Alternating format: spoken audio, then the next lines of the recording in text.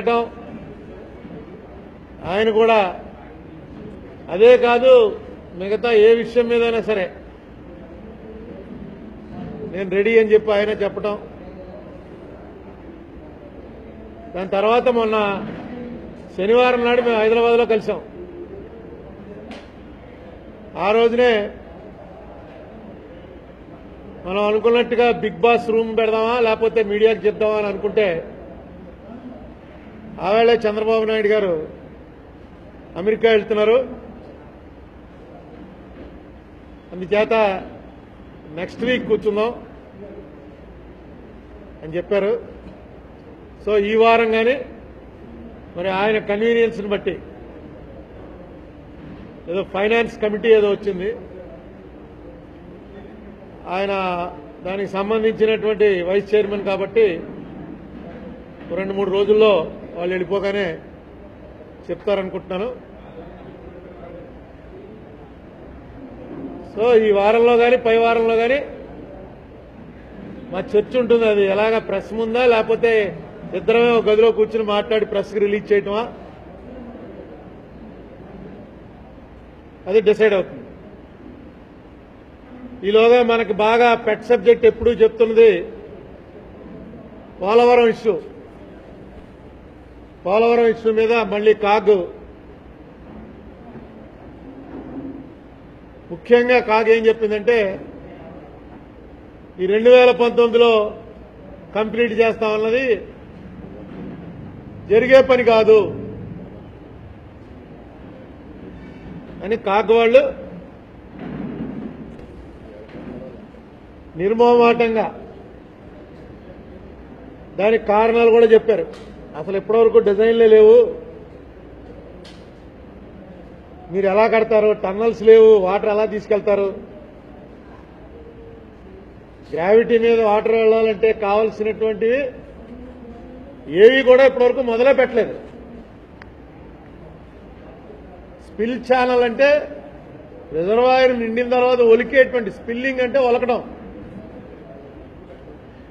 Reservoir full అయిన తర్వాత ఒలికేటువంటి నీళ్లు ఏవైతున్నాయో అవి ధవళేశ్వరంకి రావటం కోసం కట్టింది స్పిల్ ఛానల్.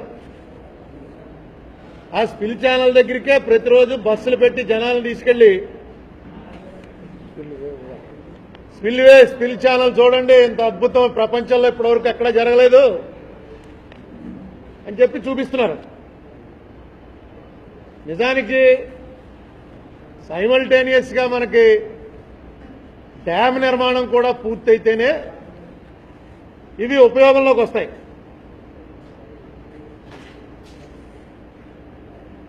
కట్టేసినట్టుగా ఒక ఇంప్రెషన్ ఇవ్వడానికి సరిపోతాయి, కానీ అసలు పోలవరం అనేది ఎందుకు కట్టాలనుకున్నారో అది మొదలే అవలా.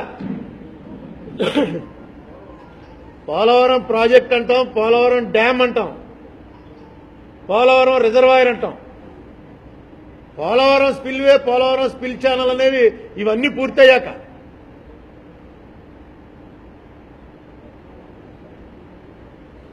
రోజుకి ఎంత కాంక్రీట్ పోసాం అంత పోసామని చెప్పి రికార్డ్ లెవెల్లో పనులు జరుగుతున్నట్టుగా ఇంప్రెషన్ ఇస్తున్నారు. కానీ ఇదేమి 2009కి అయ్యేటువంటి పనులు పరిస్థితి ఏం లేదు. ఇది కాకుండా మనకి రాజమండ్రి వచ్చి పోలవరం దగ్గర కొంతమంది రైతులు రాంబాబు వాళ్ళు గొడవ చేశారు. ఏంటంటే మా భూముల్లో తీసుకొచ్చి పోలవరం దగ్గర తీసిన మట్టి అంతా పోసేస్తున్నారు. మీకు అందరికి గుర్తుండే ఉంటుంది, మా వ్యవసాయ భూముల్లో పోలవరంలో తీసిన మట్టి తీసుకొచ్చి డంప్ చేసేస్తున్నారు. దీనికి ఒక ప్రొసీజర్ గానీ ఏం ఫాలో అవ్వట్లేదు. ఏమన్నా అంటే పోలీస్ పెట్టి ఇవన్నీ ఎమర్జెన్సీ వర్క్లు, మీరేం కలెక్ట్ చేసుకోవడానికి వీల్లేదని చెప్తున్నారు. ఏం చేయమంటారు మరో అని చెప్పి పోలవరం నుంచి అక్కడ రైతులు మన ఫ్రెండ్స్ అందరూ వచ్చారు. ఇక్కడ రాజమండ్రిలో ప్రెస్తో కూడా మాట్లాడారు. దాని గురించి కాగోవాడు ఏం చెప్పాడంటే కాంట్రాక్టర్కి గవర్నమెంట్కి అయిన అగ్రిమెంట్ ప్రకారం డంపింగ్ యార్డ్ ఏర్పాటు చేయవలసిన బాధ్యత ప్రభుత్వానికి కాదు, కాంట్రాక్టర్ వెళ్ళి అక్కడ మాట్లాడుకోవాలి భూమి ఓనర్స్ తోటి. బాబు మేము ఇక్కడ వేస్తాం, తర్వాత తీసేస్తాం, నీకు ఏడాదో 2 ఏళ్ళు నీ పంట దెబ్బతింటుంది కాబట్టి నీకు ఇంత ఇస్తాం, ఒక కాంపన్సేషన్. ఈయన ఎలాగైతే అమరావతిలో 30,000 ఎకరాలకి ఇస్తున్నాడో, 30,000 ఎకరాలు బీడు పెట్టి అమరావతిలో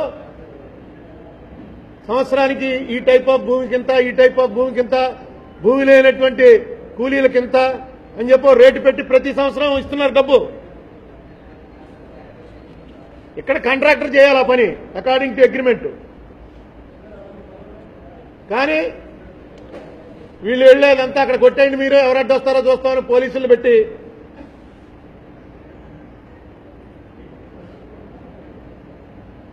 ఇది కాకుండా రైతుల మీద ఒక రకమైనటువంటి దౌర్జన్యం చేశారు. మీకు ఇంత ఇస్తాం, ఒక రూపాయి ఇస్తాం, ఈ రూపాయికి తీసుకుంటే ఓకే, లేకపోతే మీ కర్మ. వీళ్ళంతకు ముందైతే మా కర్మ అనుకుని తీసుకుందరు. పక్కనే పట్టిసీమకి తీసుకున్నటువంటి భూములు 5 రూపాయలు ఇచ్చారు. కామెంట్ చేయండి. ఎప్పటికప్పుడు మా వీడియోస్ చూడాలంటే సబ్స్క్రైబ్ చేసుకోండి.